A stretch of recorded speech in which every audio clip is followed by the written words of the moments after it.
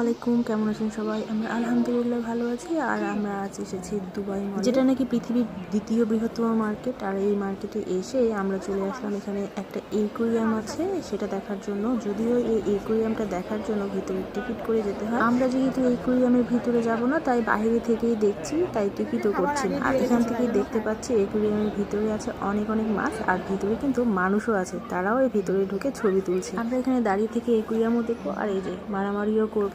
মারামারি আর একুয়ারিয়াম দেখা শেষ হলে আমরা এরপরে চলে যাব দুবাই মলটা একটু ঘুরে দেখার জন্য। যদিও এত বড় শপিং মল পুরোটাই ঘুরে দেখা সম্ভব না, তবে কিছুটা অংশ তো ঘুরে দেখবই, আর দেখবো কি কি পাওয়া যায় এই শপিং মল। ঈদ উপলক্ষে খুব সুন্দর করে চাঁদ তারা দিয়ে সাজিয়েছে এই দুবাই শপিং মলটা। আর এখানকার মানুষজন খুবই ফ্রেন্ডলি। এই যে বাচ্চাগুলো দেখছি, ভিডিও করা দেখে সব বাচ্চাগুলো একসাথে হাই বলে উঠলো। আর আমার তো পায়ের অবস্থা খুবই খারাপ। সকালবেলা যেহেতু বের হয়েছি, হাঁটতেই পারছি না আর জুতা পরে, শেষ পর্যন্ত জুতা হাতে নিয়ে হাঁটা শুরু করলাম দুবাই মলে। মার্কেটের প্রতিটা দোকান অসম্ভব সুন্দর, কি সুন্দর করে সাজিয়ে রেখেছে এখানে চকলেটগুলো। একটু পরে আবার ঘুরে আসবো এই দোকানটায়, তার আগে দেখে নেই এই মার্কেটে অন্যান্য দোকানে কি কি পাওয়া যায়। আমি ফার্স্টে ঢুকে পড়লাম একটা সুভিনির শপে। এখন ঘুরে ঘুরে দেখবো এখানে কি কি পাওয়া যায় আর এই জিনিসগুলোর দাম কেমন। আমার সবচেয়ে বড় সমস্যা হচ্ছে ঘর সাজানোর জিনিস দেখলে আমার সবই পছন্দ হয়। তো এখানে তো আর সব পছন্দ করলে হবে না, দেখতে হবে কোন জিনিসের কেমন দাম। এখানে সামনে পড়লে বুর্জ আল আরবের একটা জুয়েলারি বক্স, এটা একটু খুলে দেখলাম। এটার কালারটা খুবই সুন্দর ছিল, হোয়াইট পার্ল কালারের। আর এখানে সবগুলো মোটামুটি জুয়েলারি বক্স। আমি আরো ঘুরে ঘুরে দেখার চেষ্টা করব আর কি কি জিনিস আছে এখানে। এখানে আবার রাখা আছে কিছু পারফিউমের বোতল। কেউ ইচ্ছে করলে শুধু পারফিউমের বোতলও কিনতে পারবে, আবার পারফিউম রিফিল করেও নিতে পারবে। আর এছাড়া এখানে আরো অনেক রকমের পারফিউম রাখা আছে, যে যার পছন্দ মতো কিছু আর পারফিউমও কিনতে পারবে এখান থেকে। আর এই বাটিগুলো খুবই সুন্দর লাগছিল দেখতে, তো আমি ভাবলাম যে দেখি বাটিগুলোর দাম কেমন। আর এখানে এক পিস বাটির দাম ছিল 30 দিরহাম করে। আর আমি বেশ কয়েকের বাটি দেখলাম, এগুলো মোটামুটি এরকমই কাছাকাছি প্রাইজের। আর এই একটা বাটি আমার খুবই ভালো লেগেছিল, আমি তাই ভাবলাম যে এটারও একটু দামটা দেখে নিই, এটার দাম কেমন পড়ে। এই বাটিটার দাম ছিল 55 দিরহাম। মানে দেখতে যেমন সুন্দর, এটার দামটাও বেশ ভালোই সুন্দর। প্রতিটা জিনিস এত সুন্দর এবং ভালো কোয়ালিটির, এগুলো ঘুরে ঘুরে দেখছিলাম, দামটাও দেখছিলাম। সাথে সায়ার শারিকের বাবাকে বললাম প্রতিটা জিনিসের এত দাম, আমি কি কিনবো এখান থেকে। ও আমাকে বললো তোমার কিছুই কেনা লাগবে না, তুমি শুধু এগুলো ঘুরে ঘুরে দেখো তাহলেই হবে। কি আর করার, জিনিস না কিনে জিনিসের ভিডিও করে নিয়ে যায়, এগুলোই পরবর্তীতে বসে বসে দেখি। তবে কিনে নেই তো কি হয়েছে, দেখে তো এসেছি আলহামদুলিল্লাহ। তবে আমার এই ভিডিও দেখে আপনারা যদি কেউ কিনেন, তবুও আমি অনেক খুশি হব। আর এমন একটা সত্যিকারের আলাউদ্দিনের চেরাগ যদি আমিও পেয়ে যেতাম, তাহলে তো আর কথাই ছিল না। দাম পিছনে লেখা আছে প্রতিটা।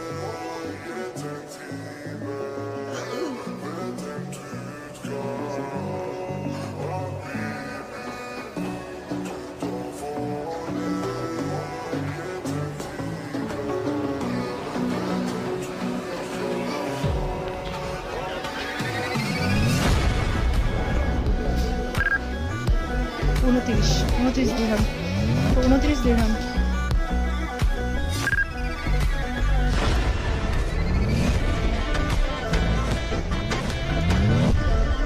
35।